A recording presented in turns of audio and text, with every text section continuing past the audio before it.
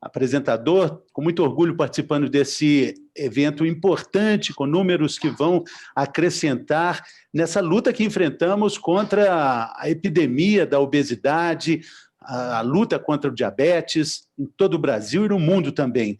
Nesse dia 11 de outubro último, a gente comemorou o Dia Mundial da Obesidade, uma luta contra essa pandemia da obesidade em todos os países do mundo. Vimos também números alarmantes do aumento da obesidade no Brasil durante a pandemia. Ficamos todos que trabalhamos com informação útil sobre saúde, todos assustados com esses números, e hoje temos mais números também importantes para o nosso trabalho, para o nosso dia a dia.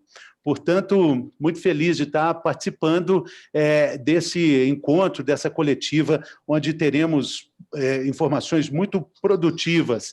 Vamos começar aqui, saudando aqui os nossos participantes da Sociedade Brasileira de Cirurgia Bariátrica e Metabólica, o nosso presidente, Dr. Marcos Leão. Temos também a doutora Galzuína Maria Figueiredo Reis, diretora de Relações Governamentais da Sociedade Brasileira de Cirurgia Bariátrica e Metabólica, Dr. Ricardo Cohen, coordenador do Departamento de Cirurgia Metabólica da Sociedade, Dr. Leonardo Emílio da Silva, coordenador da Câmara Técnica de Cirurgia Bariátrica e Metabólica do Conselho Federal de Medicina, doutora Vanessa Pirolo, que é coordenadora da ADJ Diabetes Brasil. Temos um parâmetro bacana para a discussão de hoje, né? Várias partes de um espectro que forma esse problema que se chama obesidade, diabetes. Vamos começar chamando o nosso presidente para dar as boas-vindas a todos que estão aqui conosco. Seja bem-vindo, presidente.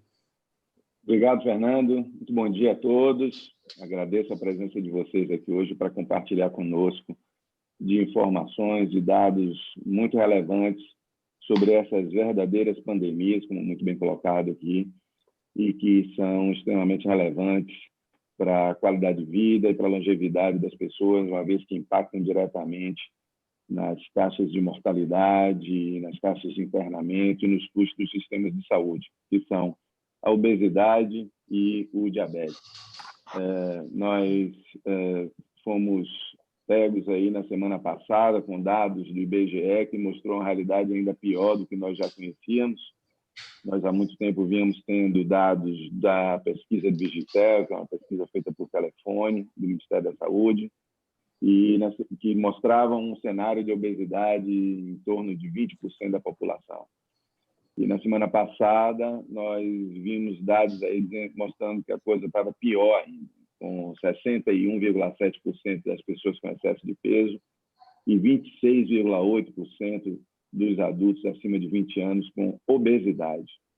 E junto com obesidade, uma série de doenças metabólicas e cardiovasculares vão se acrescentando, e entre elas, uma que é extremamente relevante, que pelos dados do Vigitel ocupa aí mais ou menos 7,7% da população, uma população de cerca de 14 milhões de pessoas, que é a população de pessoas com diabetes, onde a grande maioria delas com diabetes do tipo adulto, que é o diabetes tipo 2, um diabetes que está muito relacionado com hábitos de vida, com obesidade, com excesso de peso. É uma doença que, diabetes especificamente, que está muito relacionada com mortalidade. 6% das mortes no Brasil são decorrentes do diabetes, direto ou indiretamente. Isso é um número que transcende qualquer epidemia momentânea. Isso acontece todos os anos e é responsável não apenas por mortalidade, mas também por redução da expectativa de vida, por redução da qualidade de vida e uma série de desfechos que impactam diretamente na população. Nós vamos mostrar dados hoje aqui que, como todos vocês já sabem, ilustram um cenário muito ruim do nosso país. Nós vamos mostrar um estigma de duas doenças que são subdimensionadas, são subtratadas. E uma delas mostra claramente dois Brasis muito distintos, onde as duas populações têm, apesar de terem uma frequência muito semelhante de obesidade, né, que são as populações que têm acesso à saúde suplementar e que têm acesso a recursos para comprar e pagar pela assistência médica, e a outra que tem única e exclusivamente o Sistema Único de Saúde como alternativa. Essa, muito maior, de 75% da nossa população. Vocês vão ver os números mais adiante, eu vou guardar essa cereja do bolo para a doutora Galzuinda, mas vocês vão ver que o único tratamento comprovadamente eficaz a longo prazo para a obesidade grave, que é o tratamento cirúrgico, é praticamente inacessível para as pessoas do Sistema Único de Saúde. Os números são números tão pequenos que, apesar de estarem crescendo, mas esse crescimento ele se dilui no número real que ele representa em relação às pessoas que teriam indicação, às pessoas elegíveis. E dentro desses números que já são muito pequenos, nós vemos uma realidade ainda mais cruel. No tratamento cirúrgico da obesidade, a cirurgia bariátrica, que é uma realidade há mais de 30 anos no mundo, aqui no Brasil, inclusive, um tratamento que veio crescendo em número, mas decorrente muito, não tanto da frequência, mas da credibilidade que a cirurgia bariátrica vem ganhando, com redução de complicações, com números muito pequenos de mortalidade, uma eficácia muito grande. Mas o que a gente observa de mais discrepante ainda do que os números de Sistema Único de Saúde e Saúde Suplementar é que é quase nula a presença da cirurgia minimamente invasiva nessa população. A cirurgia por videolaparoscopia, que notadamente tem se demonstrado no mínimo 10 vezes mais segura, além de mais adequada para permitir conforto e recuperação pós-operatória, ela quase que inexiste no Sistema Único de Saúde e é uma exclusividade do Sistema de Saúde Suplementar, que eu fiquei muito feliz que quase praticamente 100% das cirurgias realizadas foram por videolaparoscopia. Mas, voltando um pouco, saindo um pouco da cirurgia bariátrica, que já é muito conhecida, esses dados todos os anos nós apresentamos, e esse ano vai ser apresentado aqui pela doutora Galzuinda, eu queria trazer uma outra realidade, que essa realidade aí unifica os dois países, que é a realidade do diabetes. É a realidade da pessoa com diabetes tipo 2, que, em especial, aquela que não tem controle sobre sua doença. Um controle que extrapola a vontade, extrapola, ou equivocadamente, como muitos pensam, força de vontade ou disciplina. Não diz respeito a isso, diz respeito à doença em si, diz respeito à eficácia e às dificuldades no tratamento farmacológico dessa patologia, da mudança de estilo de vida e todos os tratamentos que existem. Na prática, nós temos aí 50% das pessoas, no mínimo no Brasil, mal controladas para o diabetes e 3/4 delas mal controladas nos outros aspectos do diabetes. E nós temos uma ferramenta, o Dr. Ricardo Cohen, que é hoje ex-presidente da Sociedade Brasileira de Cirurgia Bariátrica e Metabólica, coordenador da Comissão de Cirurgia Metabólica da Sociedade Brasileira de Diabetes, hoje aqui representando a Sociedade Brasileira de Diabetes, e que é um dos maiores pesquisadores, um dos maiores nomes da história da cirurgia do diabetes, da história da cirurgia metabólica, isso não dito por mim, mas dito por estrangeiros que reconhecem nas suas centenas de publicações e estudos um valor muito grande. O Ricardo vai mostrar algumas informações e dados sobre o tratamento cirúrgico do diabetes e a importância disso ser incorporado na nossa rotina. O Dr. Leonardo Emílio, do Conselho Federal de Medicina, vai poder falar o que o Conselho já regulamentou. O Conselho como órgão máximo de regulação do exercício médico, que para regulamentar um procedimento, em especial a cirurgia bariátrica e metabólica, é a mais regulamentada de todas as especialidades que existem hoje no Brasil. Nada é tão engessado quanto a cirurgia bariátrica e metabólica. Mas nós temos aí a cirurgia para o diabetes já plenamente regulamentada através de resoluções há mais de 3 anos. E, a despeito disso, essa tecnologia ainda não está acessível nem um pouquinho aos pacientes do SUS e também não está acessível às pessoas que pagam seus planos de saúde e que são usuários do sistema de saúde suplementar dos planos de saúde. O ano passado, e aí é uma coisa que nós queremos enfatizar aqui nessa coletiva para trazer um posicionamento da sociedade, nós apresentamos uma solicitação à Agência Nacional de Saúde Suplementar de incorporação da cirurgia do diabetes para as pessoas que não estejam conseguindo controlar a sua doença, pessoas que estejam na iminência de problemas muito graves, de perdas da visão, de perdas dos rins, de infartos, de derrames, que é o que acontece quando elas não têm sua doença controlada. E nós levamos todas as evidências científicas que são extremamente robustas, coletadas ao longo de mais de uma década de estudos feitos com a melhor tecnologia de pesquisa possível, da evidência que nós chamamos de evidência nível 1, com um grau de recomendação máximo. Levamos todas essas evidências mostrando que a cirurgia é muito superior para essas pessoas do que qualquer tratamento existente e que isso traz impacto na redução de comorbidades graves do diabetes, isso traz impacto na redução de mortalidade. Para cada 13 pessoas operadas de uma cirurgia metabólica, nós salvamos uma vida, e isso é muito. Mas não só apresentamos à ANS estudos científicos mostrando a eficácia da cirurgia.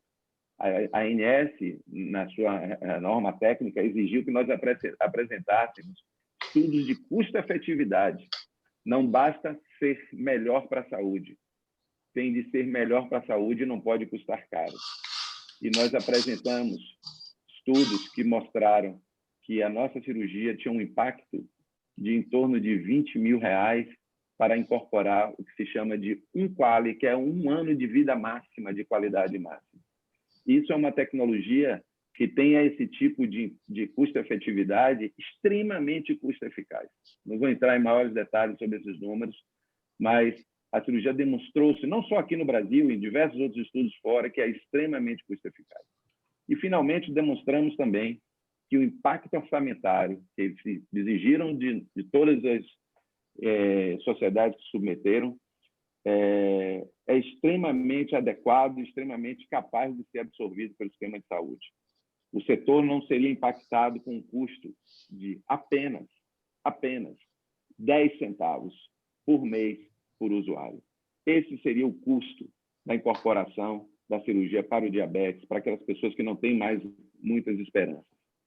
E apresentamos tudo isso, e os técnicos que não olham para a cara do paciente, que não olham nos olhos dos nossos pacientes, não os veem com seus olhos esmaecendo, não os veem com seus rins parando de funcionar, nem os veem morrendo nas UTIs, disseram que era caro. Desprezaram todas as evidências que nós apresentamos e disseram que essas evidências ainda precisavam de um pouco mais. E trouxeram evidências para contrapor os números nossos de um estudo feito por um plano de saúde, uma diretora de um plano de saúde, que, junto com a FenaSaúde e a Abrange, patrocinaram em praticamente todos os processos de incorporação de tecnologias no rol da ANS, um antagonismo. Foram armados para desconstruir, tentar desconstruir, porque nós nos contrapomos a isso e não conseguiram, mas os técnicos, mais uma vez, que ficam nas mesas olhando para números, desprezaram nossos números, não apresentaram outros números que fossem adequados. Aliás, apresentaram no estudo de impacto orçamentário um custo inaceitável para a incorporação da nossa cirurgia, que, pelos cálculos deles, seriam de 18 centavos por mês ao longo de 5 anos, para que nós pudéssemos, dentro da perspectiva deles, que não foi a nossa, pagar pela cirurgia. Eu agradeço a vocês, eu espero que essas informações cheguem à sociedade, porque nós vivemos num país onde o poderio econômico das grandes corporações e o poderio político, de um lado, se opõem, muitas vezes, ao melhor interesse da população. E aí nós só temos 3 instituições que podem ajudar essas pessoas, essencialmente. Primeiro, que é o Poder Judiciário, que é o balizador das decisões. Segundo, o representante da sociedade, que é aqui que faz através da ADJ, que é uma entidade que representa as pessoas com diabetes no Brasil, tanto as pessoas com diabetes tipo 1 quanto tipo 2, são pessoas que representam os familiares, que convivem com a doença em todas as suas nuances, e as sociedades médicas, que tradicionalmente se posicionam para defender os interesses dos pacientes. E vocês, com esse quarto poder, a poder da imprensa, que tem aí a virtuosa capacidade de levar informação para as pessoas, informação com qualidade, informação isenta, são extremamente importantes para fazer ver a essas pessoas que a gente precisa melhorar esse cenário, a gente precisa sensibilizar nossas autoridades e, no momento atual, precisa sensibilizar as pessoas a se mobilizarem, porque existe hoje uma consulta pública, Ricardo vai falar um pouco sobre isso, para a gente tentar demover a Agência Nacional de Saúde de negar o direito, negar a esperança para as pessoas com diabetes.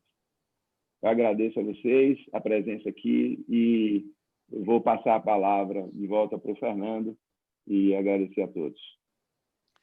Ótimo, presidente, muito obrigado pela abertura. É importante lembrar, né, que não existe um tipo de obesidade, né? Existem vários tipos de obesidade e, portanto, não existe um só remédio para combater esse problema. E a gente também está falando de diabetes. Muito interessante esse debate, muito interessante a discussão sobre esse remédio importante chamado informação, que a gente precisa saber lidar com ele, né? Com relação às perguntas aí aos colegas, aí embaixo da tela tem o QA, um botão QA, na parte inferior, e aí, para ser colocado o nome do jornalista e o veículo, você se apresenta e faz a sua pergunta aqui por vídeo, conversando conosco, ok? As perguntas já estão aí abertas, a inscrição já está aberta. Ao final da fala dos nossos convidados aqui, as perguntas vão ser abertas. Vamos falar com o Dr. Ricardo Cohen. Ele vai falar sobre resultados no tratamento cirúrgico de pacientes com obesidade e diabetes. Vai dar outros números importantes também, falar dessa consulta que o doutor Marcos se referiu. Bem-vindo, doutor Ricardo. Bom dia, Fernando. Bom dia a todos que estão com a gente aqui para discutir um assunto muito importante e relevante hoje no país e no mundo, sem dúvida. Eu acho que o Marcos foi até otimista em dizer que só 50% dos pacientes com diabetes não têm controle clínico. A última publicação nacional, isso está por volta de 72%. Por que isso? Porque mesmo com os remédios cada vez mais eficazes, cada vez mais com desfechos, com resultados sobre mortalidade, controle da glicemia melhores, o problema é que o diabetes e a obesidade, a real pandemia do século, ela é uma doença, é um binômio de doenças crônicas e progressivas.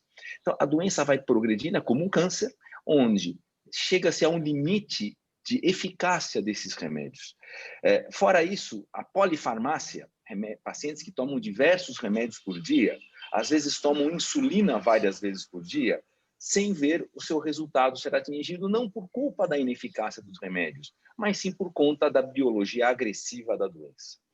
Então, para aqueles pacientes que não têm controle com os melhores remédios disponíveis, sejam injetáveis ou não têm controle com as melhores insulinas disponíveis, elas estão cada vez mais estáveis, isto é, não dão efeitos colaterais graves, como baixar a glicose muito violentamente hoje em dia nas insulinas modernas, há um percentual muito grande de pacientes que não responderão a isso e tem uma opção de tratamento que é a cirurgia metabólica, que é a cirurgia para o controle do diabetes. E o que a gente tem de resultados? Eu poderia passar 2 dias conversando com vocês facilmente sobre resultados, mas, obviamente, nós vamos resumir isso para poucos minutos.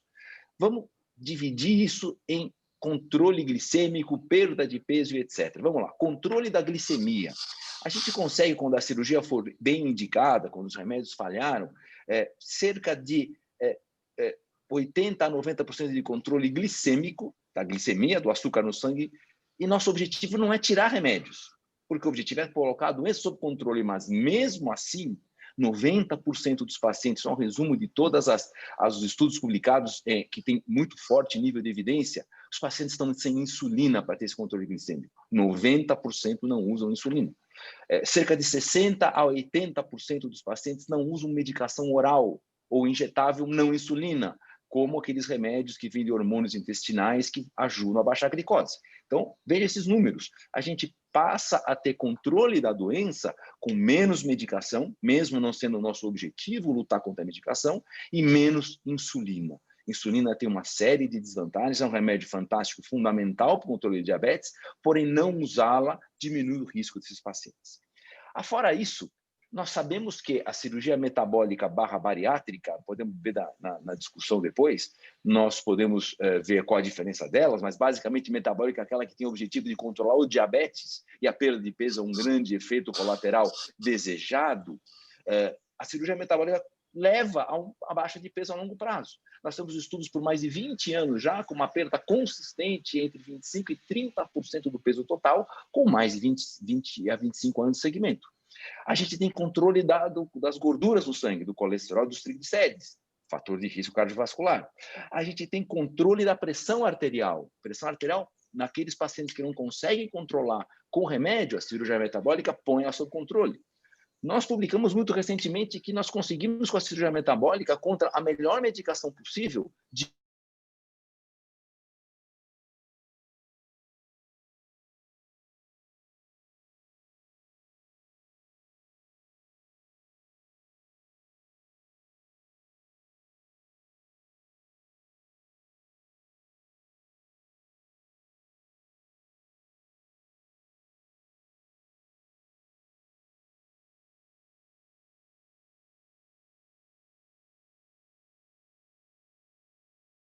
que um paciente portador de diabetes e obesidade morre, basicamente, por doença do coração, infartos, doenças neurológicas, derrames, que são doenças cardiovasculares. E a gente não tem um trabalho só que mostra isso, nós temos mais de 30 trabalhos publicados, um último publicado ontem, que mostrou que cirurgia metabólica diminui mortalidade e eventos do coração e derrames. Mais um detalhe, a gente consegue provar também, em outro trabalho publicado há uma semana, que a cirurgia metabólica aumenta a sobrevida dos pacientes com qualidade. Então, ele diminui a mortalidade e aumenta a sobrevida com qualidade.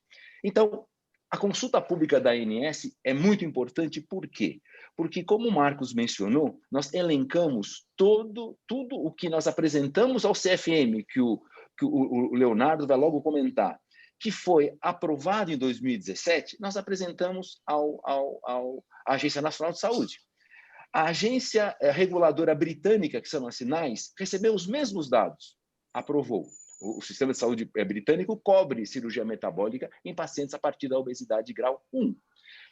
A Sociedade Americana de Diabetes reconhece a utilização da cirurgia metabólica para diabetes não controlados. A nossa Sociedade Brasileira de Diabetes está considerando, esta vez, pela primeira vez na história, colocar nas suas diretrizes, e eu sou responsável por elas, a cirurgia metabólica como uma alternativa de tratamento quando o melhor tratamento clínico falha. A Agência Nacional de Saúde, enviesadamente, não considerou todo o cabedal de informações que tem publicado e disponível publicamente, seja ciência, seja custo-efetividade. Então, é muito importante que, nesta consulta pública, os pacientes, os familiares dos pacientes que perderam a visão, tiveram amputações, tiveram derrames, infartos e morreram, sejam solidários aos outros que devam ter acesso a esse melhor tratamento que é eficaz, seguro. A mortalidade de uma cirurgia metabólica é menor que uma retirada de uma vesícula, e com certeza muitos que estão nos escutando têm parentes ou eles próprios foram submetidos à retirada de vesícula, e é muito eficiente. Então, nós precisamos não estigmatizar e ter preconceito contra aqueles que necessitam do melhor tratamento quando os melhores remédios falham. De novo, muito obrigado por vocês estarem aqui. É fundamental a disseminação do nosso maior tesouro, que é a informação. O que nós estamos trazendo aqui é informação pública, séria e revista por muitos colegas médicos do mundo inteiro. Obrigado por estarem aqui novamente. Fernando, de volta com você. Muito obrigado, doutor Ricardo. Importantíssimo a gente conversar sobre isso, né? O doutor Ricardo falou da aprovação da cirurgia metabólica no Conselho Federal de Medicina, e é sobre isso que a gente vai falar agora. Me parece que foi em 2017, né? Então, vamos passar a palavra para o doutor Leonardo Emílio. Seja bem-vindo, doutor. Vamos falar sobre isso, não é? Bem-vindo mais uma vez. Obrigado, Fernando. Muito obrigado a todos. Bom dia. É um prazer enorme poder estar falando sobre esse assunto. Algumas considerações eu acho que são importantes. Primeiro, nós estamos falando de uma doença, que se chama obesidade, e que traz consigo a sua maior comorbidade, que é a sua maior complicação, que é o diabetes. Então, são duas doenças que andam em paralelo. Na verdade, são duas epidemias que andam em paralelos pelo mundo afora. A função do Conselho Federal de Medicina, que é um órgão que possui atribuições constitucionais de fiscalização e normatização da prática médica, é exatamente essa: é criar normas e fiscalizar a forma de tratamento, a forma de ação de procedimentos médicos, de ações médicas no Brasil. Então, é um órgão que existe desde 1957, foi criado pelo governo do presidente Juscelino Kubitschek, e dentro do Conselho Federal de Medicina nós temos alguns documentos, que são os documentos que regem a prática médica no Brasil, para evitar que se tenha absurdos, tanto de não se fazer, ou se fazer demais, ou fazer coisas que não são, ou procedimentos que não são aprovados. Dentro desse universo, nós estamos falando de uma doença que chamou muita atenção do Conselho Federal de Medicina já em 2005, que quando foi a primeira resolução que saiu do Conselho Federal de Medicina acerca da cirurgia para a obesidade. Naquela ocasião, nós estávamos há 3 anos da mudança do nome da Sociedade Americana de Cirurgia Bariátrica para o nome de Sociedade Americana de Cirurgia Bariátrica e Metabólica, que foi em 2001, que foi feita essencialmente e especificamente pelos resultados da década de 90, especialmente pelo seu presidente, Dr. Walter Porras, que fez essa avaliação e chegou à conclusão de que chegou até um trabalho que questionava se a diabetes era uma doença de tratamento cirúrgico. E aí mudou-se o nome dessa sociedade. E no mundo afora seguiu, e hoje nós chamamos de Sociedade Brasileira e Sociedade Americana de Cirurgia Bariátrica e Metabólica, essencialmente pelo diabetes. E no Brasil não foi diferente. Nós estamos falando de uma doença em que, nas últimas colocações, nas últimas avaliações do Instituto Brasileiro de Geografia e Estatística do Brasil, nós temos um estado de São Paulo de doentes obesos no Brasil. Nós estamos falando de 41 milhões de pessoas obesas. Nós temos dentro disso, desse estado de São Paulo, a cidade de São Paulo de diabéticos, que nós estamos falando alguma coisa em torno de 14 a 16 milhões de pessoas diabéticas nesse contexto todo. E o que é mais grave dentro desse cenário todo?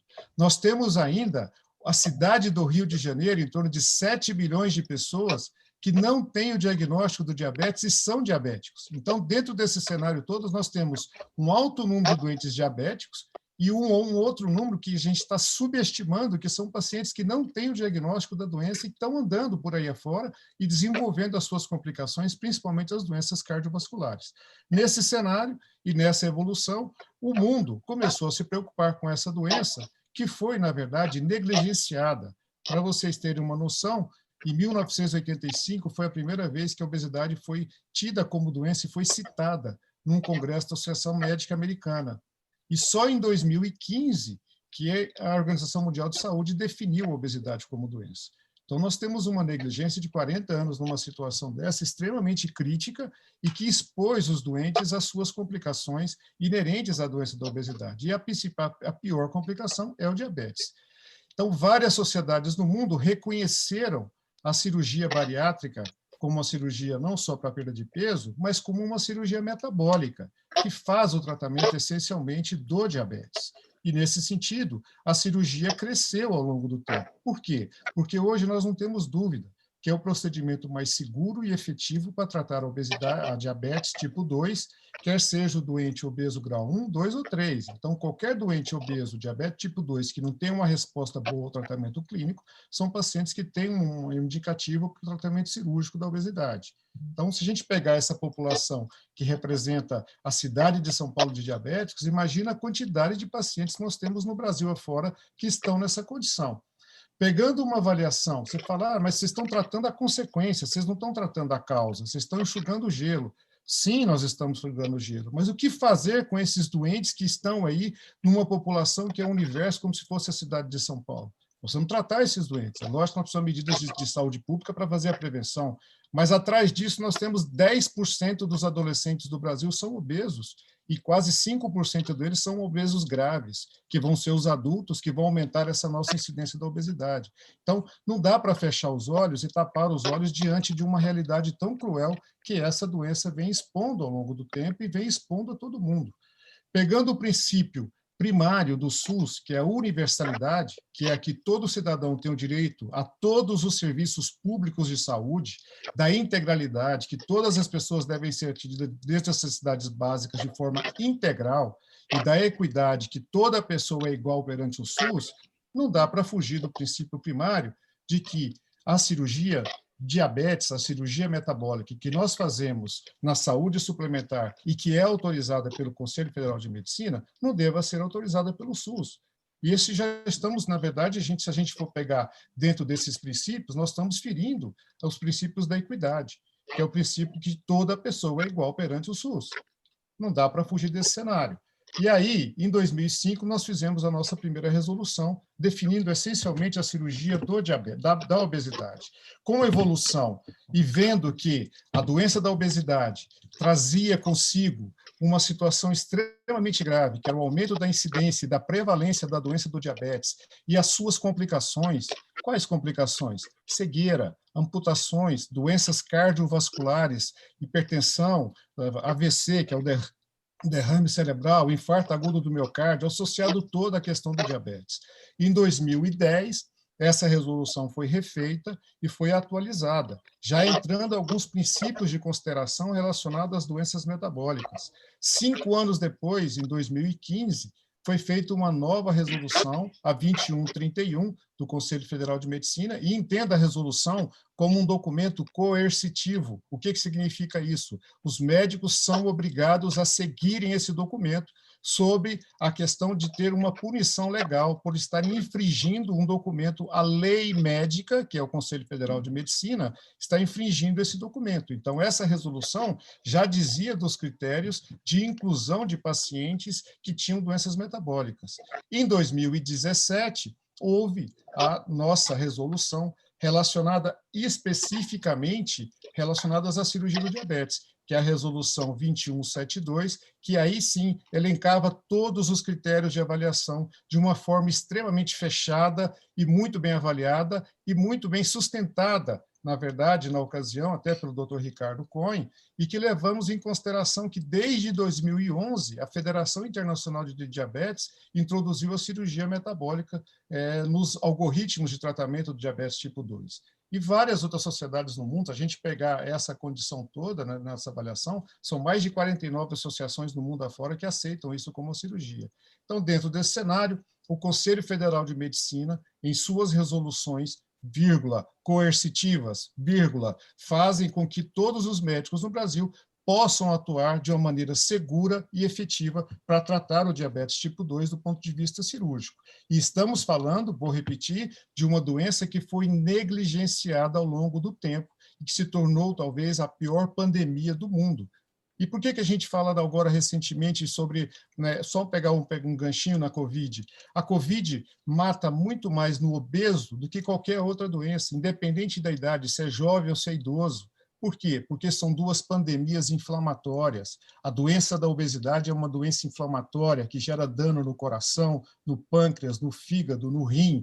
A doença da Covid, ela é uma doença que gera um processo inflamatório essencialmente sobre o pulmão, mas que tem repercussão sobre todo o organismo. Esse encontro de duas pandemias inflamatórias gerou uma alta taxa de mortalidade. Se a gente colocar o diabetes dentro desse tempero, que também é uma doença inflamatória, essa mortalidade aumentou muito. Então, as duas principais causas de mortalidade no doente com a Covid é o diabetes e a obesidade. Por quê? Porque são doenças inflamatórias. Então, não há dúvida, meus senhores, que nós estamos diante de um tratamento cirúrgico efetivo, necessário, e que nós não podemos fechar os olhos para essa parcela da população que hoje a obesidade superou a fome. Lembrando que o obeso, que está hoje obeso, é aquele paciente que continua passando fome, porque é um comedor de carboidrato, que é o que restou para esse doente se alimentar e se tornar um grande obeso. Eu queria agradecer a todos e ficar aberto para a discussão. Muito obrigado. Obrigado, doutor Leonardo. Impressionante, né? A chamada fome oculta, né? A obesidade supera hoje a fome, problema, como a gente disse, uma pandemia. Agora, existe outro problema também que a gente tem falado aqui, né? O impressionante número de diabetes no mundo inteiro, no Brasil também, mas mais impressionante ainda o número de pessoas sem diagnóstico de diabetes. É sobre isso que a gente fala agora com a Vanessa Pirolo, da DJ Brasil. O peso das complicações, os custos financeiros, sociais da pessoa que não tem controle do diabetes. Bem-vinda, Vanessa.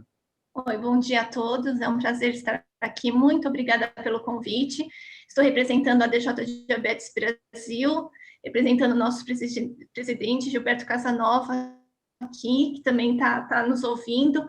É super importante essa discussão, levar para todos vocês, porque o diabetes, infelizmente, é uma doença que afeta muito a vida de todas as pessoas. Existe o impacto da doença, existe uma não aceitação dessa condição. E aí a pessoa, muitas vezes, fica nessa fase durante muitos meses. Tem pessoas que ficam até anos não querendo aceitar e não querendo fazer o tratamento. Eu tenho diabetes tipo 1 já há mais de 20 anos, então eu posso falar de causa própria. Então, como foi falado pelo Dr. Leonardo, o Dr. Marcos, o Dr. Ricardo, o diabetes tem um impacto muito grande nas pessoas. E eu vou começar pela questão psicológica. O diabetes, muitas vezes, por causa da falta de controle da glicemia, a pessoa fica cansada, ela se sente deprimida.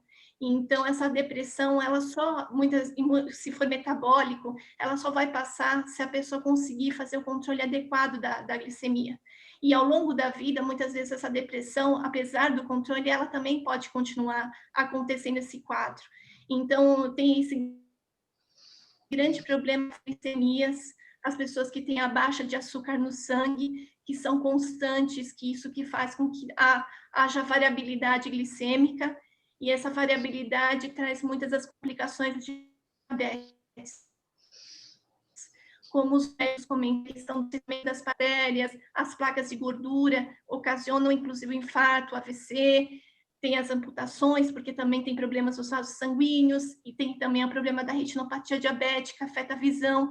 A gente sabe que 91% das pessoas que têm dificuldade de visão não conseguem realizar atividades nas suas casas diárias, então isso ocasiona muito problema, anemia, que é o problema dos rins, então a diálise, o custo é muito alto para todo o Sistema Único de Saúde, quanto também das operadoras de saúde. Tem também a disfunção erétil, tem a secura vaginal para as mulheres, tem problemas também de cárie, as pessoas que estão também, aproveitando que o nosso presidente também é dentista, tem problema também muito sério na gengiva. Então, são muitas as complicações que a gente tem aqui, e a gente gostaria de levantar e mostrar para vocês que a questão da falta de adesão ao tratamento, existe uma questão psicológica, muitas vezes, da pessoa de não aderir, não se sentir motivada para aderir ao tratamento, mas existem também outros problemas aí. Muitas vezes, muitos municípios, as pessoas têm dificuldade de acesso ao tratamento adequado, a profissionais de saúde que têm dificuldade de passar a educação em diabetes adequada. Então, a gente tem lutado muito para fazer parcerias com as secretarias estaduais de saúde, com o governo federal, para a gente trazer educação em diabetes, para a gente conseguir reverter. Vocês comentaram, a gente sabe que tem estudos da USP que comentam que 77% das pessoas com diabetes tipo 1 não aderem ao tratamento. E ainda existe uma questão de motivação, existe uma questão do profissional que atende não estar capacitado o suficiente em diabetes, a pessoa com diabetes também não tem educação em diabetes suficiente, e isso gira um ciclo muito vicioso que traz todas essas complicações. Um estudo da Universidade Estadual do Rio de Janeiro comenta que R$ 4.478 são gastos com pessoas com diabetes por ano, em complicações do diabetes. Então, nós gostaríamos e nós batalhamos muito pela DJ, que é uma associação que foi fundada em 1980 por pais de crianças com diabetes tipo 1, que fica na Barra Funda, e que nós representamos hoje 35 associações junto do governo federal, mudar esse panorama, trazer educação em diabetes. E a gente sabe que essas complicações, quando as pessoas não conseguem essa adesão ao tratamento, não conseguem reverter essa variabilidade glicêmica que traz as complicações, a cirurgia pode ser um ótimo caminho para ela conseguir reverter essa situação. Então, nós apoiamos a Sociedade Brasileira de Cirurgia Bariátrica e Metabólica nessa causa. Quero agradecer a todos vocês.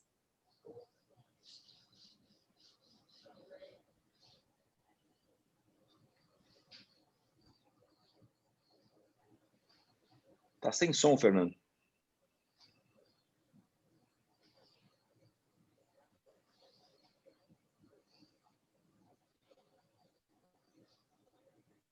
Acho que o Fernando está sem som. Então, eu mesmo aqui vou passar a palavra para a doutora Galzuinda Reis, que é diretora de Relações Governamentais e Institucionais da Sociedade Brasileira de Cirurgia Bariátrica e Metabólica, que vai trazer aí os dados da cirurgia bariátrica e metabólica, os números de 2019. Basta só para dizer que esses números normalmente são fornecidos no mês de agosto pela ANS, pelo Ministério da Saúde. Esse ano eles não foram fornecidos, e a doutora Galzuinda teve um trabalho muito grande aí de entrar nos bancos de dados muito complexos do DataSUS e da ANS e coletar individualmente, estado por estado, aí, os números dessas cirurgias, e é o que ela vai compartilhar conosco aqui, inclusive o que a gente nunca tem, esse ano vocês vão ter, que são números já do ano de 2020 e o impacto da Covid-19 nos números de cirurgia bariátrica e metabólica, ou seja, números que já eram péssimos e que ficaram aí relegados, porque essas doenças, como muito bem dito aí pelo Leonardo Emílio, doutor Leonardo Emílio e doutor Ricardo Cohen, são doenças que praticamente não são consideradas como doenças a despeito de todo o impacto de mortalidade e morbidade que elas têm. Doutora Galzuinda, por gentileza, a palavra é toda sua. Estamos ansiosos. Inicialmente, eu queria agradecer a oportunidade de falar de obesidade, né, em plena pandemia, mas o assunto obesidade e pandemia é extremamente pertinente, e a gente vai observar isso pelos dados que eu vou apresentar. A prevalência da obesidade, né, ela vem crescendo naturalmente. Aqui a gente pode ver os dados do Vigitel, que é um inquérito telefônico feito pelo Ministério da Saúde. E a gente observa que varia de 16% a 23% a prevalência de obesidade, ou seja, o IMC acima de 30 kg por metro quadrado. Já os dados do IBGE mostraram, até recentemente, foram publicados, tem cerca de 10 dias, mostrando que entre 2003 e 2019, a proporção de obesos ela subiu, praticamente dobrou, de 12,2% para 26,8%. Já o excesso de peso, ele subiu de 43,61,7% nesses 17 anos. Todos sabemos que são várias as doenças associadas à obesidade, né? Diabetes, as doenças cardiovasculares, vários tipos de cânceres. Mais recentemente, a obesidade foi reconhecida como um fator de risco para agravamento e complicações da infecção por Covid. E daí a importância da gente discutir isso no momento. A gente sabe que quanto maior o IMC, maior parece ser a ameaça do agravamento da doença no caso de Covid. Em relação às cirurgias bariátricas, né, em 2019 foram realizadas 68.530 cirurgias, sendo que apenas 18%, vou repetir, apenas 18% foram realizadas no Sistema Único de Saúde, que representa praticamente 76% da cobertura de assistência à saúde no país. Então, existe uma grande discrepância entre o setor público, né, e o setor privado. Aqui a gente pode observar que realmente a cirurgia bariátrica vem crescendo, mas, como aqui dá para ver em verde, né, os números da cirurgia no sistema suplementar, na saúde suplementar, e em vermelho no SUS. é uma grande discrepância entre o sistema público e o sistema privado.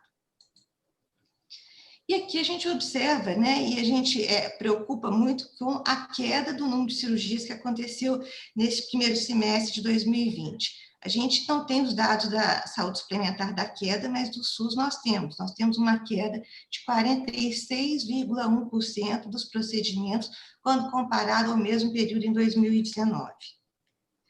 Aqui a gente vê o percentual de crescimento das cirurgias bariátricas no plano de saúde. A gente teve uma queda importante em 2017, já em 2019 houve um crescimento de 6,4%. No entanto, a gente não tem o dado ainda para poder mensurar, mas espera-se, como os vários procedimentos eletivos que foram suspensos na pandemia, que o número de cirurgia bariátrica também tem uma queda importante na saúde suplementar. Aqui nós observamos o crescimento das cirurgias bariátricas no SUS. A gente realmente vem crescendo, né? Em torno de 10,2% foi o crescimento em 2019, mas com uma queda importante já no primeiro semestre de 2020. E aqui também chama muita atenção a técnica. A cirurgia mini-invasiva no SUS, ela foi introduzida numa portaria que incorporou, né, o procedimento em 2017. Porém, a gente pode dizer que enquanto praticamente 100% das cirurgias na saúde suplementar são realizadas por via laparoscópica, apenas 6,4% das cirurgias são realizadas por essa via, ou seja, por via laparoscópica no SUS. O restante, 93%, ainda são realizadas pela via convencional, aberta, aquele corte, né, que se fazia. E aqui a gente observa os números também de crescimento da cirurgia laparoscópica no SUS, mas torno a dizer, muito diferente, muito discrepante da via, né, da cirurgia na saúde suplementar. E eu queria, na verdade, comentar o seguinte: recentemente, a Universidade Federal de Minas Gerais publicou um estudo mostrando que 4 em cada 10 pessoas, né, ganharam peso durante a pandemia, isso até o mês de junho, e foi em torno de 2,8 quilos, né, que calcularam, mas chegando de 1 até 12 quilos nesse período de ganho. Então, eu queria enfatizar que nós vivemos um momento de uma tempestade perfeita para o aumento da obesidade e para as doenças crônicas. Por quê? Em virtude do aumento do sedentarismo, do aumento do consumo de alimentos não perecíveis e processados, a questão da saúde mental vivenciada na obesidade, com o aumento da ansiedade, o menor acesso ao tratamento, né, durante a pandemia. Então, com certeza, esses números tendem a piorar muito nos próximos anos. Então, daí o alerta da gente estar discutindo isso hoje, né, em virtude dessa relação da obesidade e de Covid. Então, eu queria agradecer, esses são os dados que eu tinha para apresentar no momento, estou à disposição.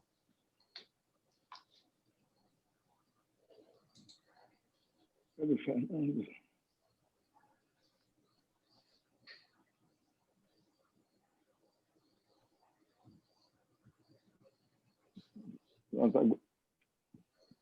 Fernando?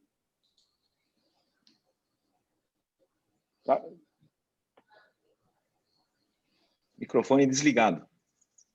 Eu acho que ele está com problema no microfone. Agora. Sim, agora está com o meu microfone.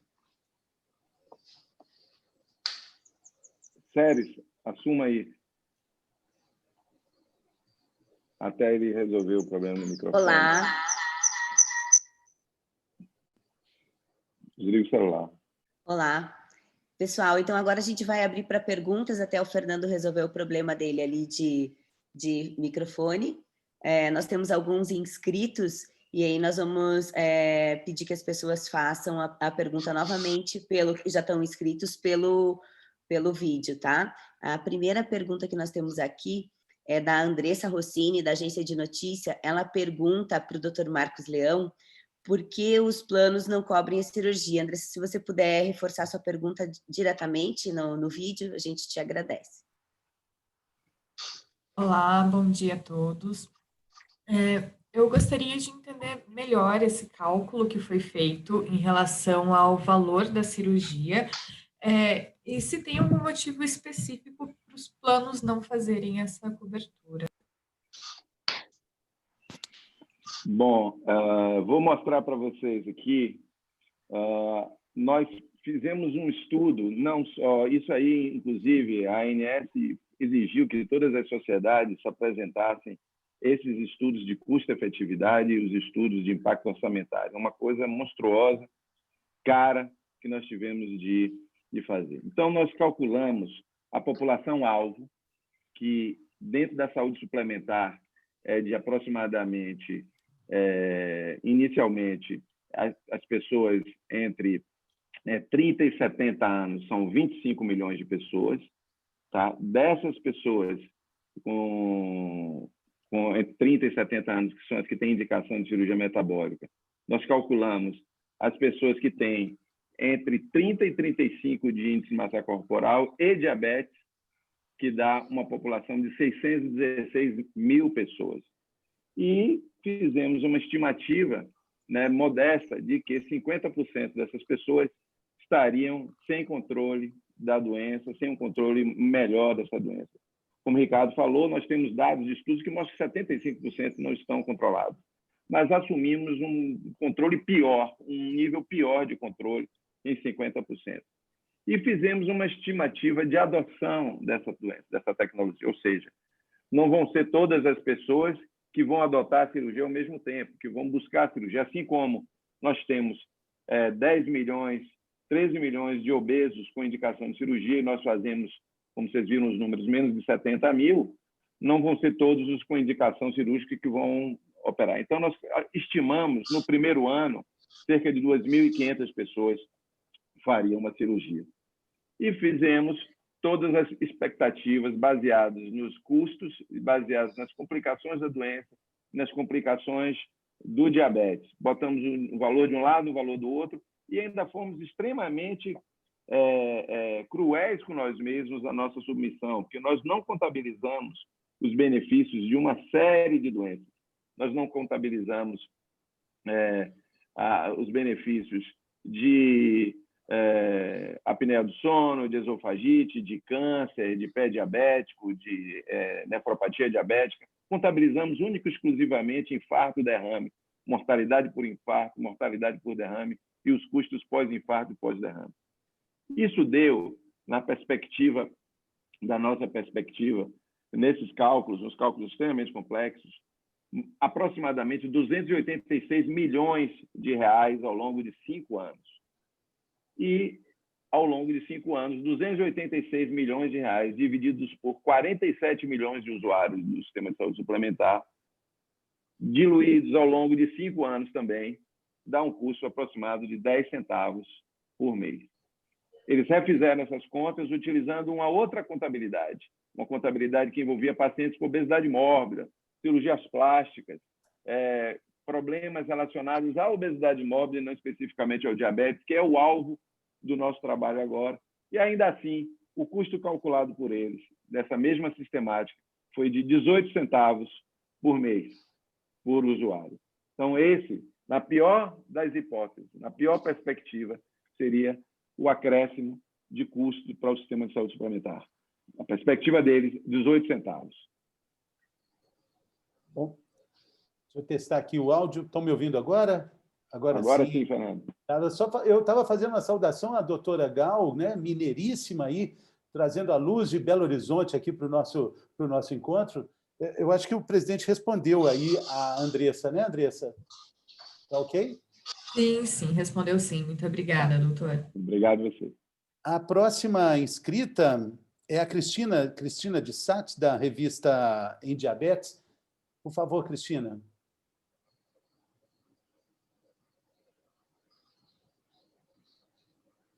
Bom, enquanto a Cristina se conecta aqui conosco, eu vou passar para a Mariana Oddi. Ela tem da Agência de Comunicação. Por favor, Mariana.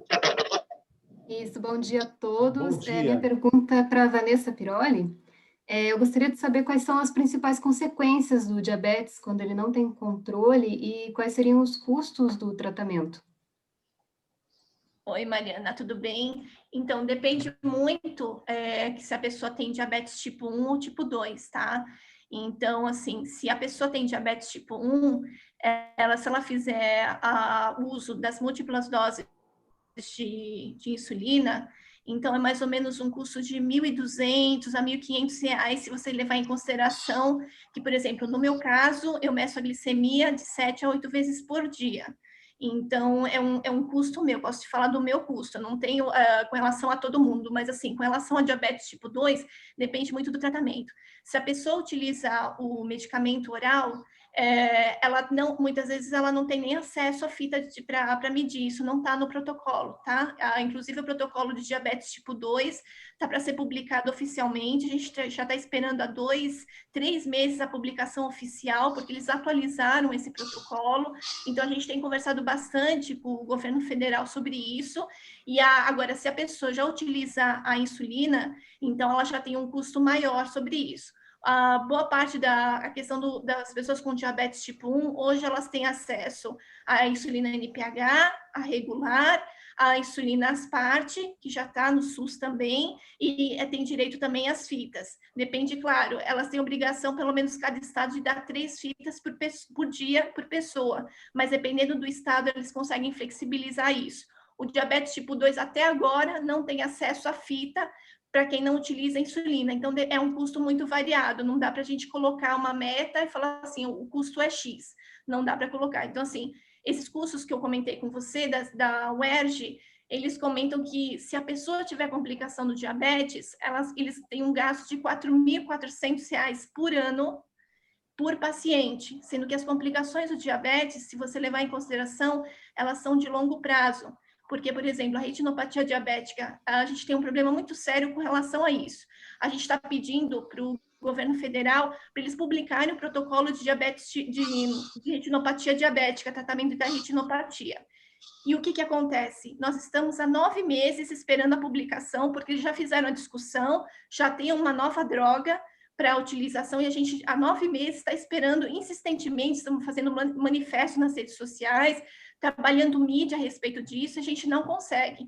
Então, a gente sabe que retinopatia diabética, diálise, se você for contabilizar todos esses gastos, é um gasto imenso. Então, por isso que a gente sabe que a questão de AVC, enfim, se você levar em consideração todas as outras complicações, cada vez mais aumenta. Então, esse dado da UERJ já é um balizador. A Federação Internacional de Diabetes estima que em 2040 nós tenhamos um gasto de 36 bilhões de dólares no Brasil para tratar as pessoas com diabetes com complicação. Então, só para você ter uma base do que os dados são, esses números são muito grandes, e de repente a cirurgia indicada, como o Dr. Marcos tem falado bastante, e todos os outros palestrantes aqui, seja um bom caminho para diminuir o custo do tratamento para quem tem a indicação. Tá. Bom, muito obrigado, Vanessa. Cristina, tem outra pergunta? Bom dia, eu estava só colocando aqui meu microfone sim, funcionando, né? Então, por isso que eu não respondi quando você me chamou, Fernando, desculpe aí, tá? Bem-vinda, Cristina, bem-vinda.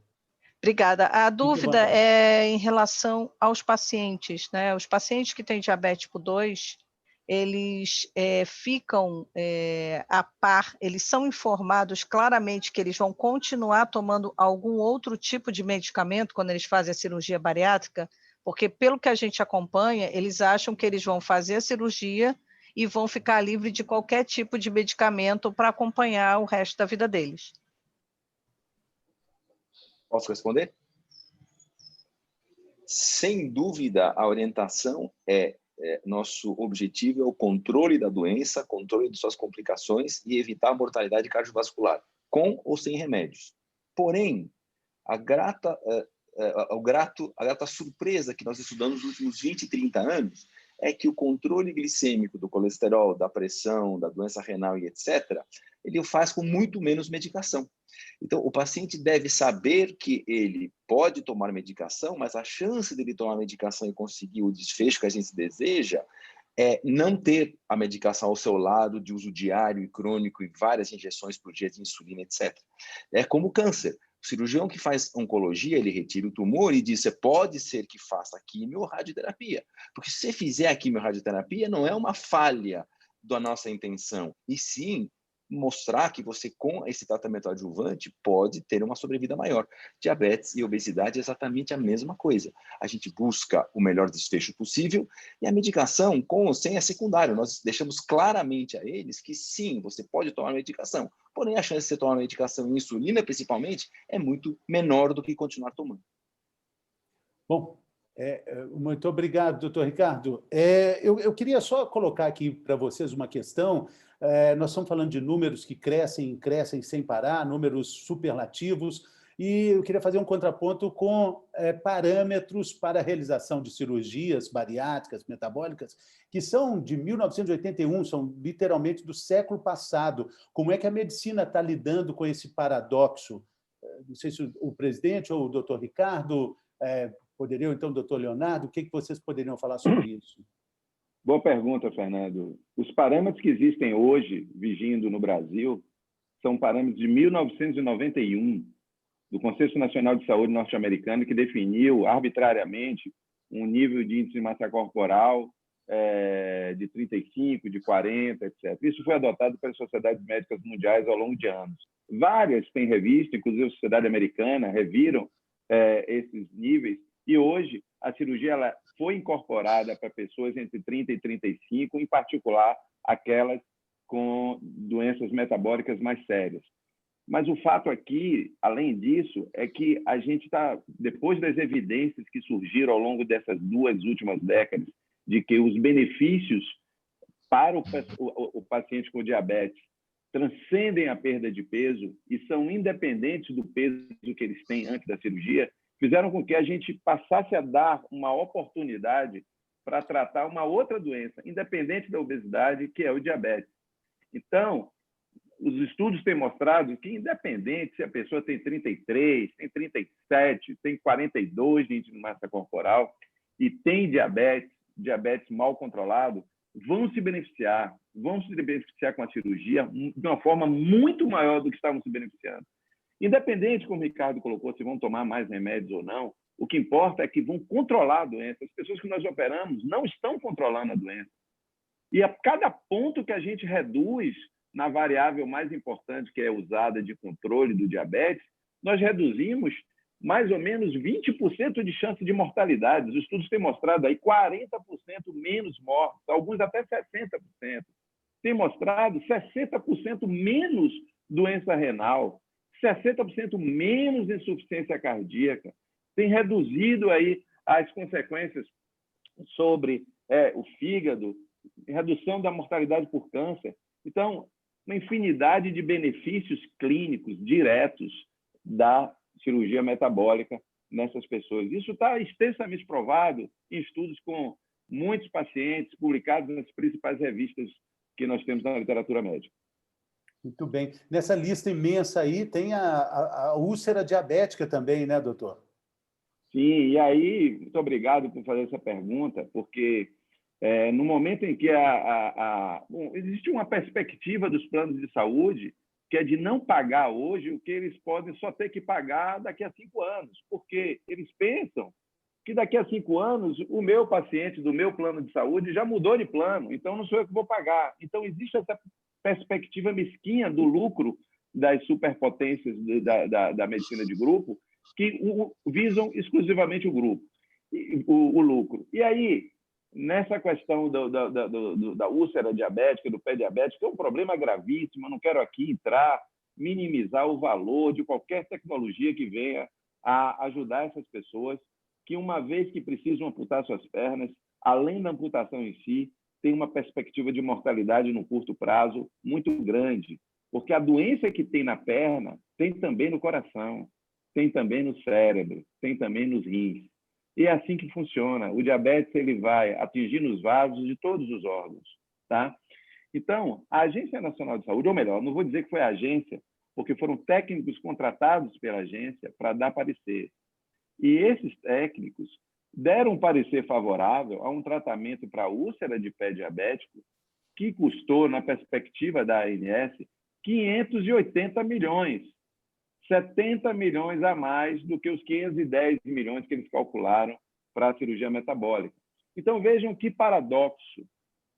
eu prefiro gastar um dinheiro para tratar uma complicação, quando eu poderia estar gastando dinheiro para prevenir essa complicação. É a mesma coisa que você dizer o seguinte: olha, eu não vou trocar o pneu do carro que está careca, eu não vou consertar os freios que não estão funcionando bem, eu prefiro consertar o carro depois que ele bater, eu prefiro trocar de carro depois que ele se acabar no acidente. É mais ou menos a mesma analogia, é uma analogia que é bem adequada para essa situação.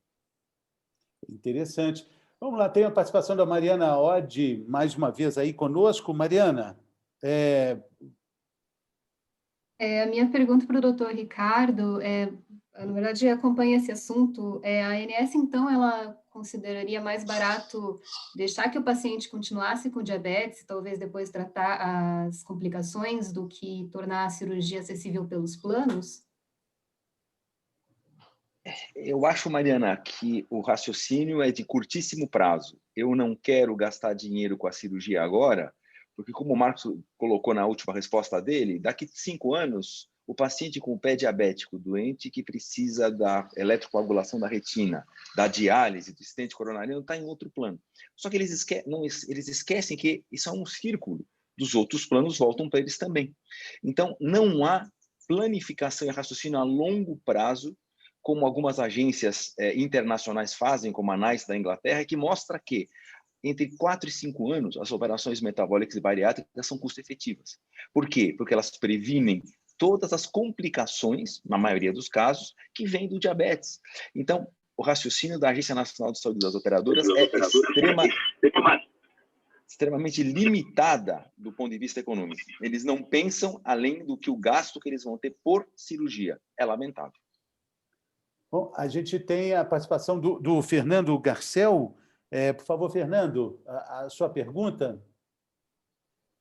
Aproveitando essa fala do Dr. Marcos e do Dr. Cohen, falando sobre essa dificuldade de tornar essa cirurgia para o diabetes acessível, né? Tanto na saúde pública como em planos de saúde. O Dr. Marcos também comentou sobre a ANS, sobre os técnicos. Como a população ela tem acesso e pode contribuir de alguma forma nesse processo de inclusão dessa cirurgia na saúde privada, na saúde pública? Obrigado, Fernando, por sua pergunta. Nós estamos hoje no meio de uma consulta pública. Essa consulta pública que a ANS abriu para ouvir a população sobre a vontade da população de incorporar ou não incorporar a cirurgia metabólica para as pessoas com diabetes. E a pessoa pode contribuir dizendo: eu discordo, porque eles fizeram uma recomendação inicial de não incorporação. A pessoa deve entrar no site da ANS e contribuir dizendo que eu não concordo com essa recomendação, a cirurgia deve ser recomendada. Eles criaram um mecanismo extremamente complexo de contribuição. A consulta pública é um exercício para se fazer, mas nós procuramos auxiliar as pessoas a fazerem isso. E nós temos um site, um hot site voltado para isso, chamado vidanovametabolica.org.br, onde nesse site existe um passo a passo para explicar como se faz essa consulta pública, a contribuição, e um link direto para o local específico da consulta pública. É o que a população pode fazer hoje. É trazer seus familiares, pensar naquelas pessoas que podem estar sofrendo, podem vir a sofrer com alguma consequência do diabetes mal controlado e ajudar a repercutir e pressionar a agência a incorporar. Esses números sempre impressionam, né? Os custos, os números. Nós temos aí com o doutor Gilberto. O doutor Gilberto é dentista, Gilberto Casanova, da ADJ Brasil. Pode acrescentar aqui nesse painel com mais números ainda sobre o diabetes sem controle, né, doutor Gilberto? Isso mesmo, Fernando. Muito obrigado. Na verdade, o que eu gostaria de colocar é assim: o diabetes, quando a pessoa não alcança o bom controle do diabetes, invariavelmente ele terá as consequências que a cirurgia metabólica está propondo para a gente, que ela pode evitar que essas consequências aconteçam, que essa pessoa venha a ter um bom controle, né, das suas glicemias. Era só muito importante a gente ter consciência que a pessoa que já tem as comorbidades que o diabetes descompensado pode trazer para a gente, essa pessoa, além dela perder a função profissional dela, ela também inabilita alguém da família dela que vai ser, né, necessária no tratamento e nos cuidados que essa pessoa que tem o pé amputado, que passa a ter uma deficiência visual, vão ter. Então, até no pós, né, depois do problema alcançado, a gente tem um custo que isso vai aumentar no INSS para o governo de forma invariável. Então, além dos problemas psicológicos que isso traz para a própria pessoa e para toda a família. Era isso que eu queria colocar. Muito obrigado. Muito obrigado. Essa pergunta teve a participação, o auxílio lucioso da querida Séries, que incluiu aí no nosso debate. Agora, como jornalista, eu gostaria de fazer também um pedido que a gente esclarecesse mais detalhes sobre essa consulta tão importante que foi citada aí. Talvez o doutor Marcos possa fazer uma explicação assim. Eu entendo que a questão de consultas públicas são sempre técnicas, elas precisam ser assim para que os procedimentos sejam todos eles lineares, entendidos. Mas como é que a gente pode explicar melhor essa consulta, doutor? Eu acho que o Fernando falou sobre participação popular. O que a sociedade civil organizada pode fazer nesse ponto para ajudar? O que vem a ser essa consulta e em que pé ela está? Bom, a consulta pública é um mecanismo do governo, das agências, ouvirem a sociedade e a opinião sobre alguma decisão técnica ou alguma decisão de diretoria que eles tomam. Houve uma decisão preliminar, uma sugestão, na verdade, não uma decisão, uma sugestão preliminar de que a cirurgia metabólica não seja incluída no rol de procedimentos da ANS, que é o que nós estamos pleiteando. E, após essa decisão preliminar, isso está disponível no site da ANS até o dia 21 de novembro, onde tem uma página lá de participação popular, e lá você vê todas as tecnologias. E aí eu queria lembrar aqui, foram mais de 900 tecnologias submetidas no rol. Dessas, menos de 400 foram consideradas elegíveis. Dessas, só 200 que foram agrupadas. Das 200 que foram agrupadas, apenas 56 procedimentos ficaram no final. E apenas 13 foram recomendados para serem incorporados. Ou seja, todo o avanço tecnológico que teve ao longo desses anos não deve ser incorporado pela agência. Mas especificamente da nossa, ela consta lá. A pessoa tem de entrar na página de participação popular, vai até as contribuições de procedimentos e lá escolhe a nossa 153, que é onde está a cirurgia bariátrica. Né? É meio complexo, é uma coisa muito difícil, mas entrando no link do vidanovametabolica.org.br, que é um site que nós construímos para facilitar a vida das pessoas, você clica no link e vai direto para a consulta pública. Aí é rápido. Você chega lá e diz, discordo da recomendação preliminar, coloca as suas observações, seus comentários, coloca seu nome, CPF, e-mail e já foi. Por lá é uma contribuição tranquila. Muito bem. Bom, com isso a gente chega ao fim dessa coletiva aí. Acho que coisas importantes foram ditas. Quero agradecer da minha parte o convite de ter participado. Muito obrigado ao presidente, doutor Marcos, à doutora Gal, a Séries, querida, doutor Ricardo, o doutor Gilberto, o doutor Leonardo e a Vanessa também. Encerramos aqui. Séries, podemos dar as despedidas aqui? Por favor. Sim. Eu acho que, Fernanda, a gente que agradece. Se o doutor Marcos, alguém tiver consideração final aí para encerrar, mas a gente que agradece a sua mediação, Fernando. Eu agradeço o Fernando e agradeço a todos os jornalistas, os colegas que participaram dessa coletiva hoje, relembrando a importância de nós repercutirmos isso e levarmos uma perspectiva para milhares de pessoas que hoje não teriam outra esperança de controle. Lembrar que nós temos uma responsabilidade social de levar a melhor medicina, de levar o melhor tratamento para todos. Esse é um compromisso da sociedade, sei que é um compromisso de toda a classe médica representada aqui pelo Dr. Leonardo Emílio, e tenho certeza que é uma missão da imprensa, uma missão dos veículos de comunicação, de repercutirem isso e mostrarem que existem tecnologias, existem avanços médicos que precisam ser incorporados a despeito de qualquer outro interesse, principalmente o interesse econômico. Obrigado a todos, muito bom dia. Doutor Marcos, aproveitando a sua fala também que nós estaremos disponibilizando o material, tanto o release como a gravação dessa coletiva, para muitos veículos que estão nos pedindo aqui por WhatsApp e para os outros que tiverem interesse em também ter a gravação que participaram da coletiva. Séries, um detalhe que todos têm que estar conscientes que a consulta pública pode mudar a decisão preliminar da Agência Nacional de Saúde.